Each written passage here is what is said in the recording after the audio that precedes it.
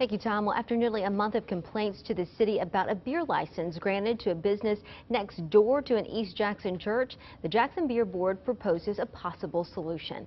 WBBJ 7 Eyewitness News reporter Kurt Mullen has the details.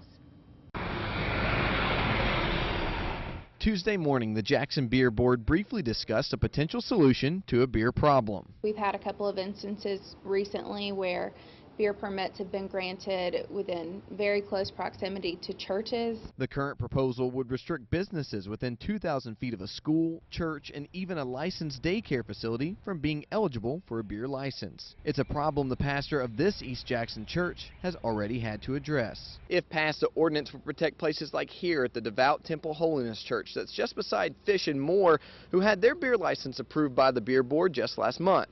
The pastor of the church says beer and church just don't mix. Well, we felt like they should have already had an ordinance that would not allow them to be so many feet. Robinson says now they're hoping the city will prevent what's happening here from happening elsewhere. You got a lot of churches that next to places that could get beer license, and my concern, if they did it to me, they could do it to others. The city says if passed, the current beer licenses would not be affected. Businesses that already have beer permits would be grandfathered in, but any businesses that apply for a beer permit from there on out would have to comply. In downtown Jackson, Kurt Mullen, WBBJ 7 Eyewitness News.